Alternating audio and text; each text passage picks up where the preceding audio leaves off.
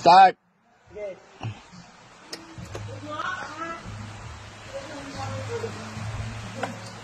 Walang ilaw yung heater.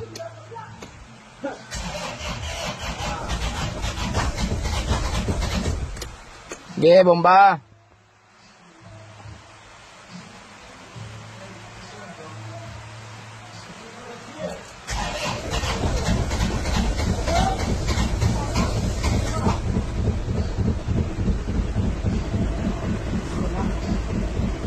Sige, bomba lang.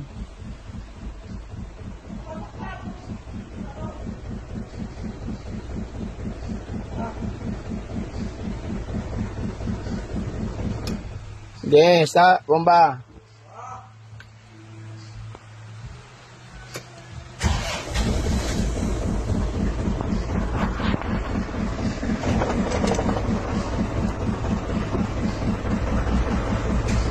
Bomba pa rin? Oo. Ano natin?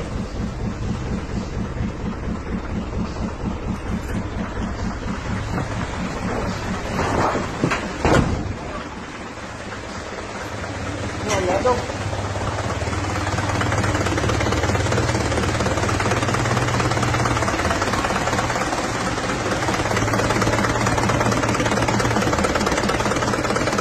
May mga di nakasaksak ah.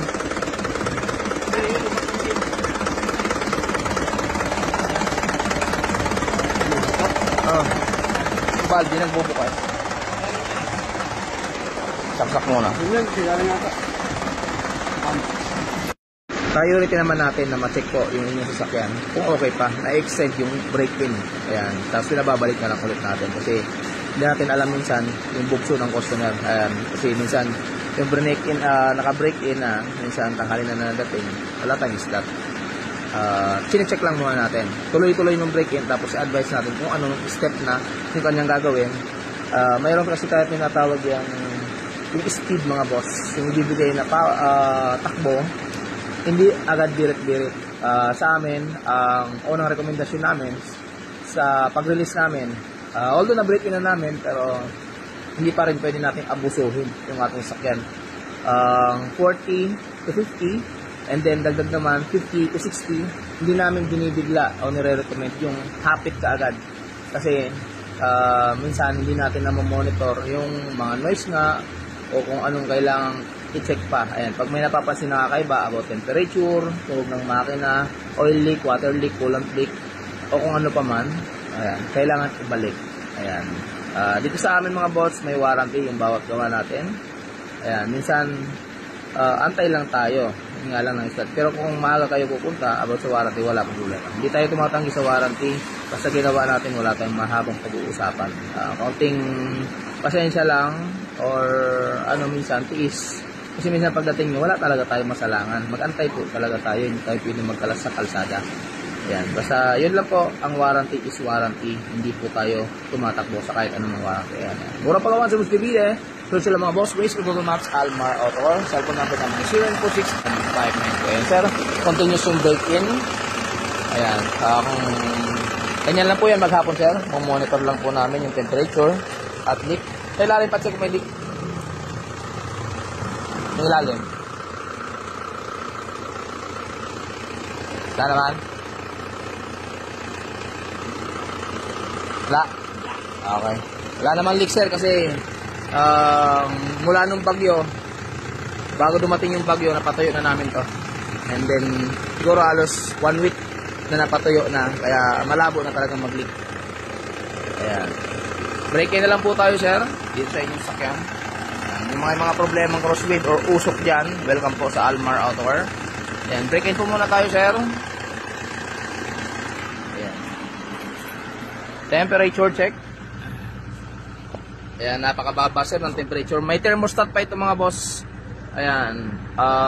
May papayo ko mga boss na talagang mayroon dapat tayong thermostat. Ayan. Tapang thermostat. Ayan. Nire-recommend namin na maglagay talaga ng thermostat hanggat maaari. Pero pag gusto ng customer, tanggalin wala tayong aga. Pero ang amin ay lagi talagang may thermostat. Kasi pag naka high speed po tayo or akyatin, hindi po luluwa yung tubig papunta sa reservoir. Kaya tandaan nyo, kapag walang control valve or control yung tubig na pag-ikot, kagaya ng tinatawag natin na thermostat. Ayan. Yung thermostat po kasi mga boss, mag-o-open lang po yan kapag inabot na yung tamang init. Ayan. And then, kailangan po kasi sa isang makina, kailangan hindi laging malamig. May tinatawag tayong malamig at mainit. Ayan. Parang tayo, gusto natin yung malamig, gusto mainit. Ganun din po yung sasakyan.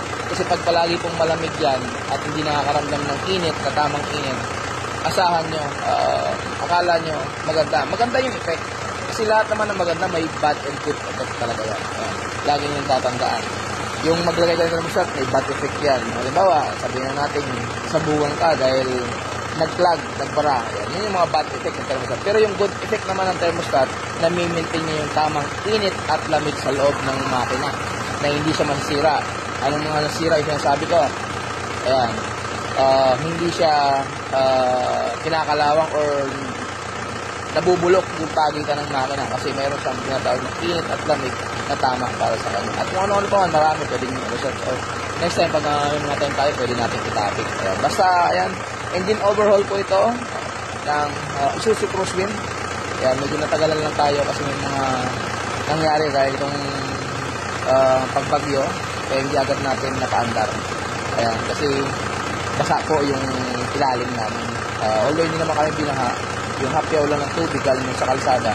Ayan, kaya ingat-ingat mga boss, yung mga binaha, first step na gawin nyo ay pag nawag kong inag-crank, tanggalin yung negative at positive na battery, huwag nyong i-on, tawag kayo ng mechanical, linisin muna lahat ng mga sockets o kung ano pa man para sa inyo yan, para hindi ma-short. Ayan, mag-short. Ayan, isabi kung hanggang saan yung tubig para malinis lahat ng hospital. Ayan, thank you so much po. Burat pagawan sa mga obedience sa mga boss. Please go to the maps, Almar Auto. So, itong number natin, 0946-882-193. Ayan, mayroon din tayong pagpapipin. Dadali pa lang namin sa machine shop. EcoSport naman po. Ang problema naman yung naputulang nga. Ayan, nag-delay lang din dahil sa bagyo. Ayan, pero, ayun, pipikapin na namin yung cylinder head at yung block naman ang ikapalit. Maraming salamat po. Ingat po kayo lahat. Shoutout sa lahat ng mga kapwa ko mechanic. Ingat tayo. Ayan, bawi-bawi na lang ulit. Sige na tayo. Ayan. Ingat mga boss. Sa inyo lahat. Shoutout po sa lahat.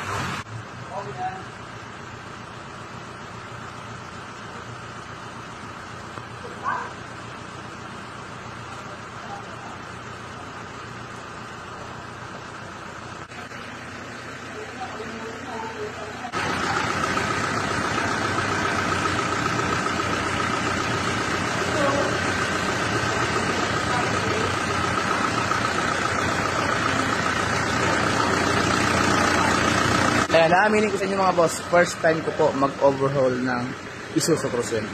Sa tagal ng panahon, mula 2009, ngayon lang po ako nag-engine overhaul ng Isuzu Crosswind. Ayan, sa awa ng Diyos, naging perfect naman po. May mga in-overhaul ako, hindi Crosswind, pero halos same lang sila na gaya ng mga Isuzu truck. Halos parehas lang naman po sila mga boss. Ang pagkakaiba lang sa Crosswind ito nakakabit. Pero first time ko gumawa ng engine overhaul ng Crosswind. Ayan, maraming salamat sa inyong lahat. Shout out sa inyo sir, salamat po sa tiwala at pag-aantay. Pero hindi po naman kayo namin binigo. Perfect yung paggawa namin and then yung usok na complain nyo, wala na. Maraming salamat po, ingat and God bless salamat. Ayan sir, makikita mo sir, walang usok. Pinapola na lang natin. Ilabas na po natin. Yan yung Crosswind na in-overhaul po natin.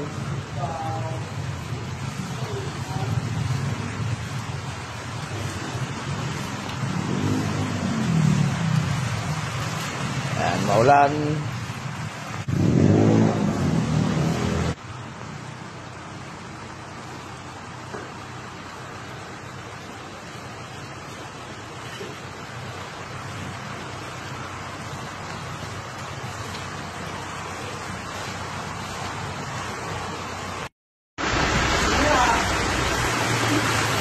Iyan mo, sprinkle mo. Kalat mo yung tubig. Paigpit yan eh. Yan. Pati loob, idawin yung loob.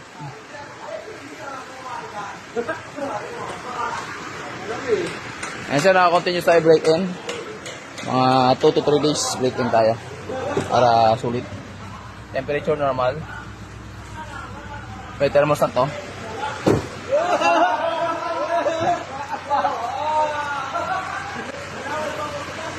Ay, mapapansin mo sir, walang usok. Iwasan lang natin yung pag-rev. Dahil naka-break-in po tayo.